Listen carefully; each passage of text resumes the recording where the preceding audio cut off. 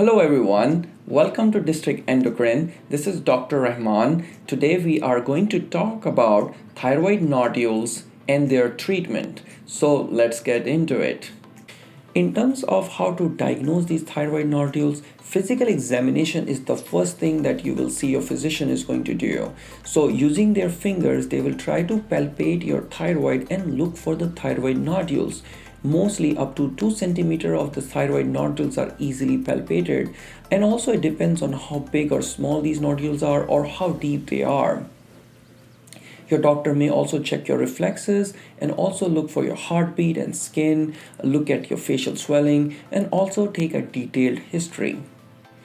Next thing will be to check your thyroid labs to see if you have what is the functional status of your thyroid, and that is done by checking TSH and thyroid hormones such as free T4 or total T3 levels. Ultrasound is a simple technique using high frequency sound waves which are used to look for thyroid gland.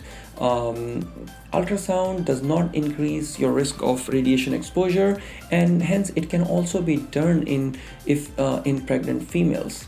Based on the thyroid ultrasound report and the size of the thyroid nodule, your doctor should order fine needle aspiration biopsy or send you to endocrinologists who are thyroid experts. So they will be doing a fine needle aspiration thyroid biopsy, which is just using a simple needle, and it is usually done in the office setting and mostly using an ultrasound to see where the needle is.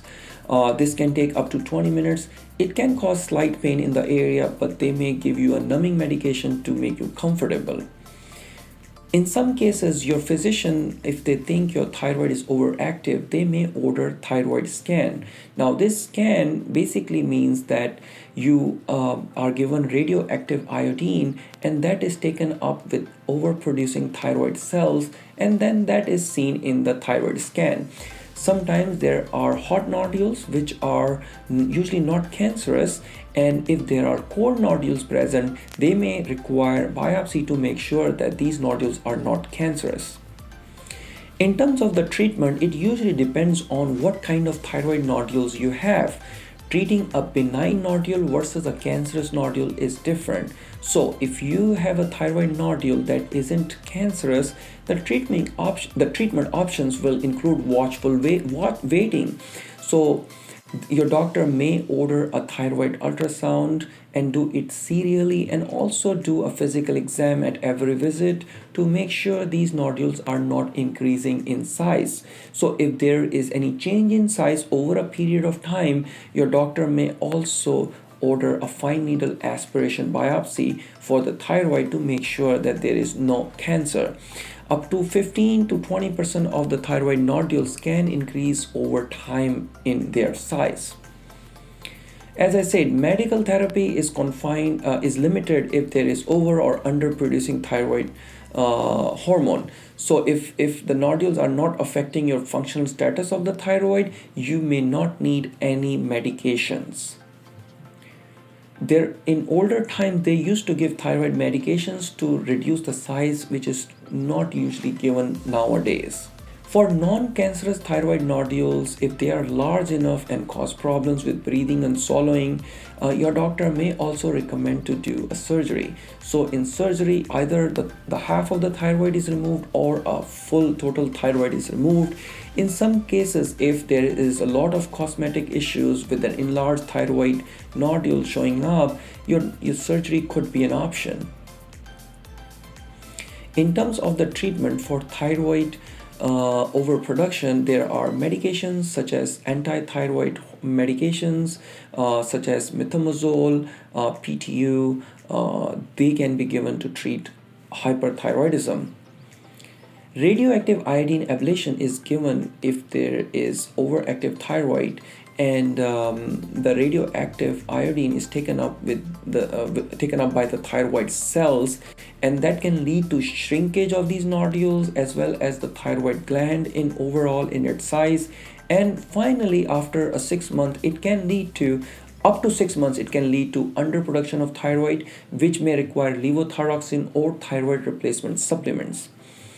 Antithyroid medications reduce the overproduction or excessive production of the thyroid hormone, and these include antithyroid medications such as methimazole or tapazole, propyl thyroxyl uracil or PTU for short, and sometimes steroids are also given.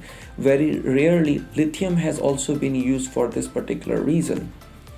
In terms of surgery, when the radioactive iodine or antithyroid medications fail or they are contraindicated that these cannot be used, in those patients, surgery could be an option.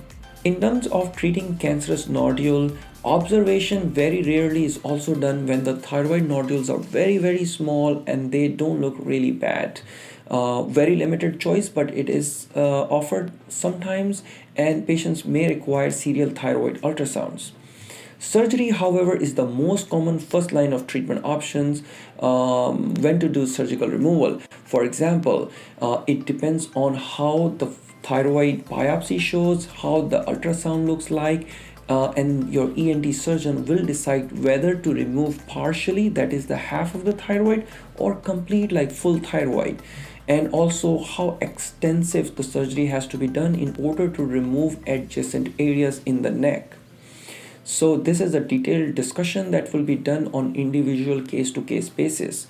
Thyroid surgery does pose a risk of complications such as vocal cord damage. Usually, if that happens, patients will develop hoarseness of voice. Parathyroid glands are also present in that area. There are 4 of them, and that can lead to calcium imbalance if these glands are affected. After the surgery, most of the thyroid, if the full surgery is done where the whole thyroid is taken off, these patients will be on levothyroxine for lifelong, which is a thyroid hormone replacement. You may end up seeing an endocrinologist or a thyroid doctor to make sure the dose of the levothyroxine is adjusted accordingly. Alcohol ablation is another way to manage thyroid nodules, mostly non-cancerous one. If they are very big, it's used under limited circumstances. This is not usually preferred, and very limited physicians are using this in the United States. Thank you so much for watching another episode of District Endocrine. This is Dr. Rahman signing off. Please don't forget to visit our website www.districtendocrine.com, and a disclaimer, there is no sponsorship or any conflict of interest for this particular video. Don't forget to like, subscribe and share. Thank you very much.